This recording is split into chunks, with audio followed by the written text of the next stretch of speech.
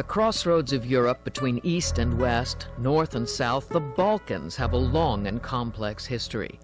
Since ancient times, armies have marched through these lands, leaving behind a patchwork of boundaries, cultures, languages, religions, and an underlying legacy of fear, hatred, and violence. After World War II, the communist government of Josip Broz Tito forged a unified Yugoslavia, and for 40 years there was peace, achieved only under his totalitarian rule. After Tito died and the Iron Curtain fell, the bottled-up tensions surfaced, and the Yugoslav Federation began to fall apart. Until the summer of 1991, the city of Vukovar in eastern Croatia reflected a prosperous and multi-ethnic society. On the banks of the Danube River, it was a picturesque and cosmopolitan city of 40,000 inhabitants. In spite of ethnic and religious differences, Vukovar was a place where Catholics and Eastern Orthodox Croatians lived for the most part peacefully, side by side.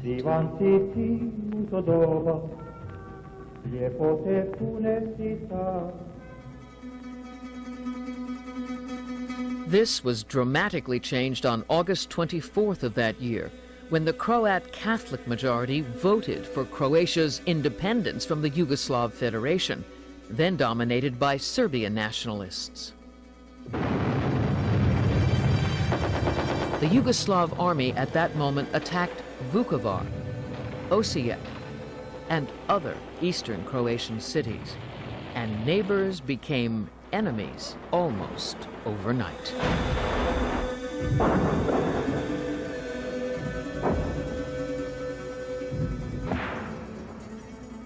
After the death and disappearance of thousands of civilians during a siege of 100 days, Vukovar surrendered, and most of the Croat Catholic population was expelled from the city. Yugoslav military forces occupied Vukovar and much of the eastern area of Croatia for the next 4 years. In 1995, the Dayton Peace Accords forced the Yugoslav army to withdraw from Croatia. It was the end of the war, but far from the beginning of peace.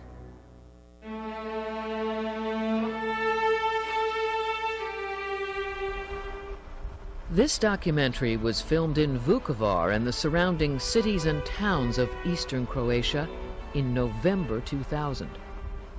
It is not about war.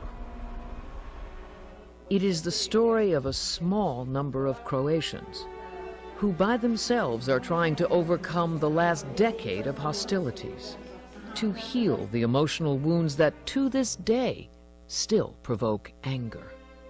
They call themselves Peacebuilders. They are of all ages. They are both Catholic and Eastern Orthodox, but they are all Croatians. They have in common the experience of years of war and a determination not to stand by and allow hatred and violence to continue.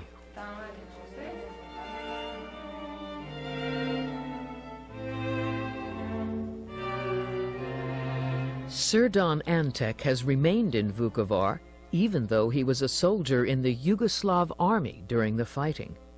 He remembers a very different society. I remember my town from before the war. It was a town with the most fertile soil, a town where residents frequently did not know the nationality of their neighbor. Then came 1991. And all that I remember as beautiful was destroyed. Nebojša Uglek was a 19-year-old Yugoslav soldier. He felt overwhelmed by what he saw as the madness of the conflict. All that happened and passed through the city. It happened so fast. From a time of easy life, suddenly everything fell apart around us. There was total confusion in the city and in the whole region. Dr. Katarina Kruhonia was a medical doctor in the nearby city of Osijek when it was attacked. She gave up her practice to become the guiding force in the organization of the Center for Peace, Nonviolence, and Human Rights. At the beginning of the war, in many towns and cities in the Vukovar area, where Croatian and Serbian populations had been living together, all communications between the two communities ceased, and the division between them led to conflict between themselves. The Serbian population in many towns, supported by the Yugoslav army, took over the whole village, as the vast majority of Catholic Croatians fled in fear for their lives. The same type of suffering is still a vivid memory to Veronika Zuljevic. I'll never forget the year 1991, when the Serbian army expelled me from my home in Vukovar. I was a refugee in other parts of Croatia for the next 7 years. For some, it was even worse. In one village, in which Croatians remained, most were elderly civilians. Many of them were arrested and put into a prison, where some were tortured and killed. Dr. Bisorka Milosevic recalls that it wasn't only Croats who suffered from ethnic discrimination. It was evident that the rights of a number of citizens were being violated. In our neighborhood, people were being evicted from their apartments because they were members of a Yugoslav army officer's family or because they belonged to the Serbian nationality. These people asked us for help. At that moment, we had to deal with their situation.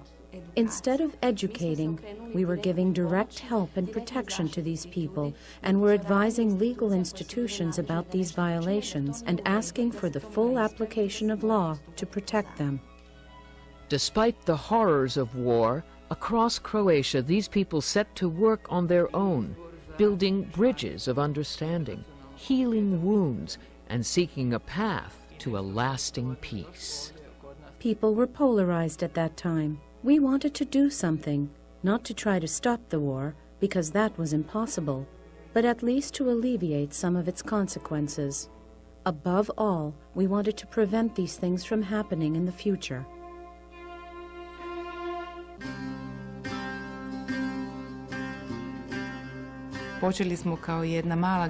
We were a small group of people who came together when it seemed that there was no other logic but that of total war, which meant either we or they would be killed. Even while the bombs were falling, we were thinking about what started the war and what kind of society we would like to have when it ended. The Center for Peace, Nonviolence, and Human Rights was created in 1992 when Osijek was still being shelled by Serb forces.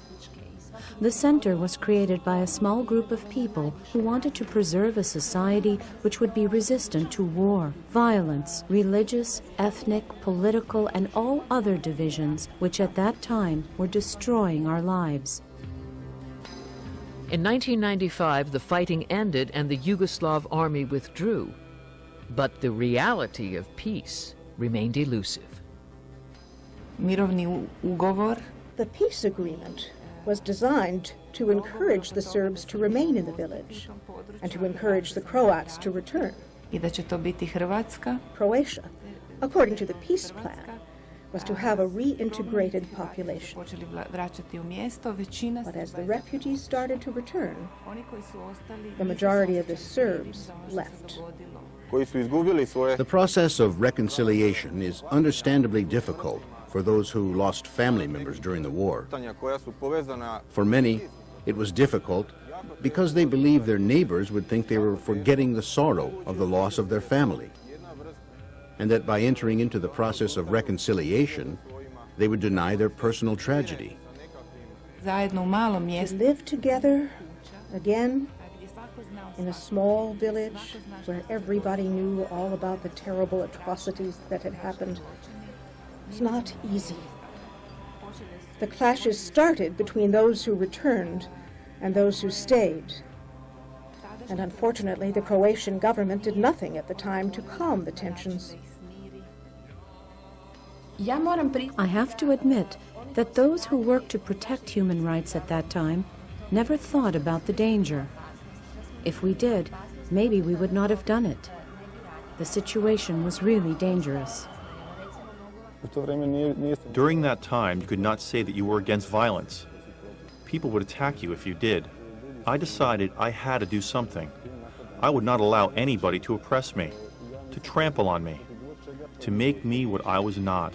It was my thought that if I took such a stand to stop the brutality, others would be encouraged to do the same. Vukovar is no longer occupied by the Yugoslav army, and the city government is freely elected. Antonija Kukeyuka directs social activities for the city. The tragedy of Vukovar is complicated by the fact that for the 5,000 civilians killed, nobody has been held accountable. We see the arrogance of the killers who have escaped justice. This cannot be acceptable if we expect to return to a healthy and normal life. Education remains a high priority for Croat families and their children. This school in Vukovar was reconstructed and recently reopened. But even among the students, resentment lingers. The reconciliation program does not exist here. We Croats do not really want to reconcile with the Serbs because of the harm they caused us. It's hard to be reconciled with them. Many Serbs who remained did not feel guilty for what had happened, for the prisons, the torture, and killings of Croats. The war criminals must be punished, those who committed crimes. Only then will reasonable people be able to live together as before. As important as education is the economy, jobs. The Borovo factory had been the largest employer in Croatia, with over 22,000 workers making shoes. It was nevertheless a prime target of the Yugoslav military and was totally destroyed. Today, a small part of the factory has been reopened. Zoran Hokbam returned from exile to his former job here and to work for peace. When we started distributing aid to the Serbs who were living here, we heard angry criticisms like, "How can you help those who destroyed this city? How can you in particular help those who wounded you, who destroyed your home, your childhood, and your youth? How can you now give them your hand and help them?" The emotional struggle between reconciliation and revenge is a natural human reaction, even among those committed to peace.